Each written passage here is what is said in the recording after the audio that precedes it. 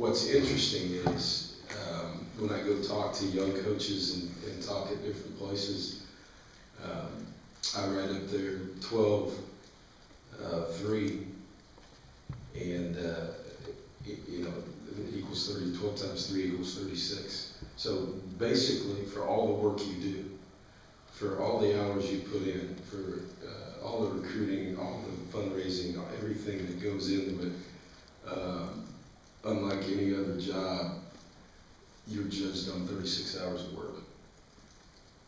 And when it comes down to that, that's a pretty stressful situation. There's been a lot written on Johnny again, and it's all about how well he's done on the field. It's been quiet off the field. How proud are you of him that there haven't been those type of headlines or anything in terms of any kind of off the field stuff? It's all about football. Well, it's just normal, isn't it? Not really, not after this past off season. Well, yeah. That's your opinion. I think what he's doing right now is playing football, just like I said when he got back here from when camp started. And a lot was made of some things in the off season, you know, and you know, the scrutiny that he was under is probably unlike anybody else in the country or ever has been in college football. So, yeah, he's back. He's playing football. He's doing what he likes to do. And you know, I had a number of questions today earlier comparing where he is now to where he was last year. And you know, obviously he's playing better. Rusty. Coach, Sunday night, the nation got a pretty good look at how good Case Keenum could be. How proud are you, I guess, of your 2 jobs as a head coach? You developed quarterbacks that are absolutely exceptional. I guess, how proud are you of that, and what's been the keys to developing those guys? No, I think, you know, Case is, obviously, I haven't watched a lot of NFL football. I texted the other day, so that's probably the first game I watched from the beginning to the end. You know, I thought he came out, and 2 things about him. The guy's, you know, he's confident. He's a leader. He understands football. He's been around it all his life, and I think you can see that. No situation is too big for him.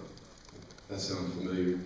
I've said that about another guy. So, you know, he handles it well, and I think, you know, the biggest compliment, biggest thing that I think has happened with him is the ability for him to be the all-time leading passer in college football history, not be drafted, be an undrafted free agent, not dress for a game, being inactive for a year and a half, and then when they activate you, start. And he's had 2 starts. He hasn't won yet, which he'll tell you is the biggest thing. But I think, you know, he's developed some confidence in his team and teammates, and along those lines, let me say this. You know, you know, as an Aggie and just as a friend and as a coach, you talked about, you know, we wish Gary well. You know, that was a kind of a scary situation there at halftime.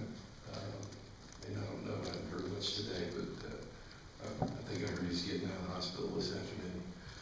But we wish him, he's out. Yeah. Okay. Wish him well, and hope he gets back as quickly as possible. But you know, we've been real fortunate, you know, and I've been fortunate to be around a bunch of great guys. You know, we got there, and he and Blake Joseph had split time the year before as quarterbacks, and we had to make a decision on one. Both of them were good players. Sounds like a similar story to here too, huh? So, you know, fortunately we've made good decisions with who's going to play, and there have been a lot of people that have been involved in that, you know, with Dana Holgerson and Cliff Kingsbury and you know, and Zach. So, you know, we've had a bunch of in staff, and, you know, so we've had a lot of talented players and coaches that we've worked through it, and Case has always had that in him. And, you know, most guys that have that, all they need is the platform and the opportunity, and he's getting that right now. Something at the end of the game, in the locker room, I said, you know, next week, senior day, and it'll be the last time we make that walk around to come out, and it's also the last time that Kyle Field will ever look the way it looks. And it's really kind of a historic moment for coaches, for players, for fans. I mean, after Saturday about 5:30, Kyle Field will look completely different forever. And so the ability to play in that game for everybody, or coach in that game, or be a fan of that game, to me is a big deal. And Jake walked up after me and said, "Coach, I never thought about it like that. You're gonna make me cry." Now he didn't look like he was about to cry, but you know, I think it hit him, and you know, it's really a historical moment, right? When underclassmen say that they would like to at least explore their options after the season, do you take the approach of just kind of providing as much data as available and then let them make the decision from there? Sure we do. You know, fortunately I've been around it a bunch, and either as an assistant coach or head coach, even at Houston here last year, you know, what we try to do is provide, you know, our juniors or third-year players with as much factual information as we can get. And you know, we have an NFL analysis that everybody has. Fortunately, we've got a lot of contacts in the NFL that, you know, are able to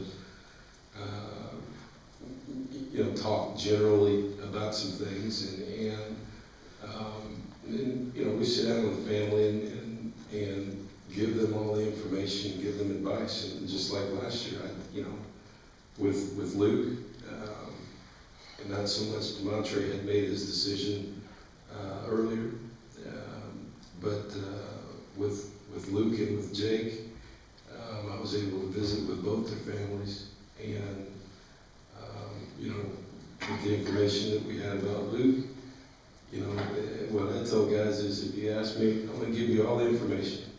And in the end, if you ask me, I'll tell you what I think. But if you don't ask me, you know, I won't sway you. So, you know, in both situations, I told them what I thought. Okay. Suzanne, to the right. That's how we do it.